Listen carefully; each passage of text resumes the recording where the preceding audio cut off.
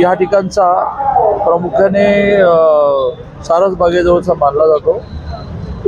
त्या पुतळ्याला हार अर्पण करण्याच्या प्रमाणे आज शहरामध्ये किमान 1000 मंडळांनी अण्णाभाऊ साठेंची जयंती साजरी करायची ठरवली आहे। त्यातल्या एक 20-22 ठिकाणी तर मी जाणारच आहे। तर अण्णाभाऊ साठेंच्या जयंतीनिमित्ताने त्यांच्या स्मृतीस अभिवादन करतो। सर्वसामान्य कामगाराला तुझ्या जीवावर हे जग चालत आहे, तू काम नाही केलं, शेतकऱ्यांनी काम नाही केलं तर हे जग चालू शकणार नाही, असा त्याच्यामधला आत्मविश्वास जागृत करून त्याच्या मनातला जो न्यूनगंड होता तो संपवण्याचं काम अण्णाभाऊ साठेंनी केलं। अतिशय चांगले लेखक होते, अतिशय चांगले कवी होते, त्यांची साहित्य निर्मिती तर मोठीच आहे। मी माजी आमदार आमचे दीपक भाऊ आणि मनसेचे माजी नगरसेवक श्री गवळी त्याचं कौतुक करेन। त्यांनी आता गेल्या 2-3 वर्षामध्ये प्रत्येक जयंती पुण्यतिथीला 1 लाख लोकांना मिसळ, 1 लाख लोकांना ताक असा दर्शनाला येणाऱ्या भाविकांची काही व्यवस्था केली। आजही त्यांनी काही हजार लोक मिसळ गेली, सकाळपासून माझे 7000 झाली, काही हजार लोकांना मिसळ फ्री देण्याचा कार्यक्रम केला आहे। मी त्यांचं अभिनंदन करतो। ॲडिशनली त्यांनी 20,000 पुस्तकं गोळा केली। मिसळ खायची, पाहिजे ते एक पुस्तक भेट म्हणून घेऊन जायची, असा एक अनोखा उपक्रम केला आहे। राज्य शासनाने सुद्धा या अण्णाभाऊ साठेंच्या जयंतीच्या आधी जी घोषणा केली होती आरटीची, जशी बार्टी अनुसूचित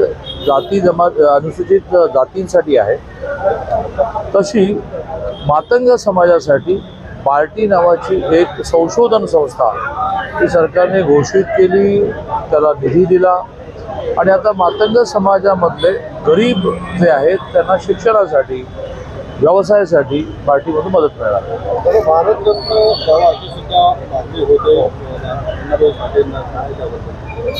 एक 3-4 नावं अशी एकाच वेळेला जोडली गेलेली आहेत आणि भारत सरकार लोकशाहीर साहित्यिक म्हणजे एका बाजूने ते साहित्यिकही होते, त्यांच्या साहित्यातल्या अनेक गोष्टी अनेक शाहिरांनी वापरल्या, असे सगळ्यांचे आदरणीय आणि प्रामुख्याने श्रमिकांना ज्यांनी उठवून बसवलं, आत्मविश्वास जागृत केला, अशा अण्णाभाऊ साठेंना भारतरत्न पुरस्कार दिला जावा, भारतरत्नाने गौरवित केलं जावं अशी खूप दिवस मागणी आहे।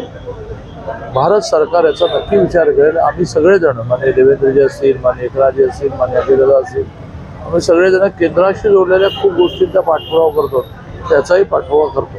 काल आपण जर देवेंद्र फडणवीस राष्ट्रीय अध्यक्ष बऱ्याच बातम्या तुमच्याकडून कळतात, तशी तुमच्याकडून कळली आहे, आता व्हेरीफाय करतो।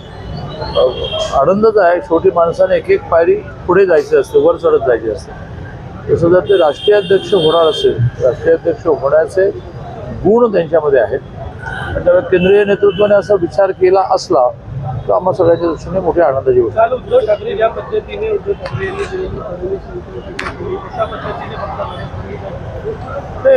उद्धवजींना ते फार मोठे आहेत, परंतु संबंध असल्यामुळे वारंवार मी म्हणत असतो की अलीकडच्या काळामध्ये खूप त्रागा तुम्ही व्यक्त करतात।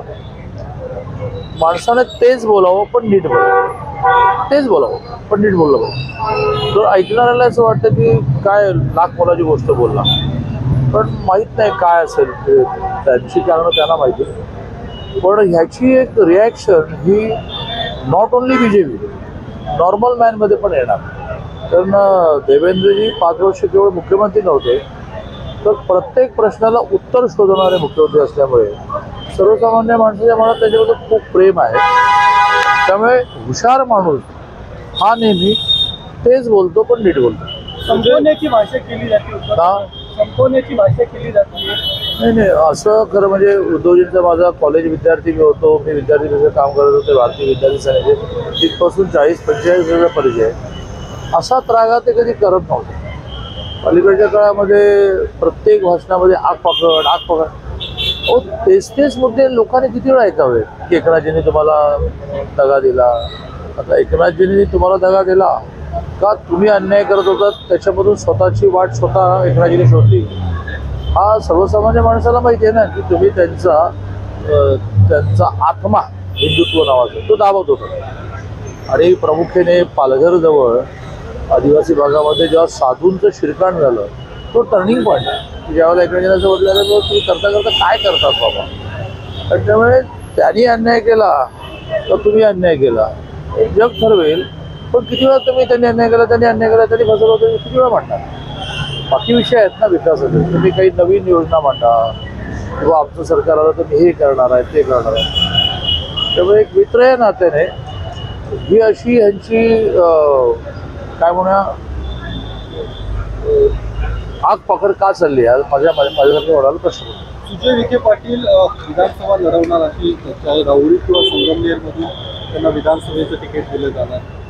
नाही आमच्याकडे तो माणूस जास्तीत जास्त इच्छा व्यक्त करतो. आता सुजय विखेंना माहीत नाही. निर्णय पक्षाने करायचा असतो. पक्ष निर्णय करेल.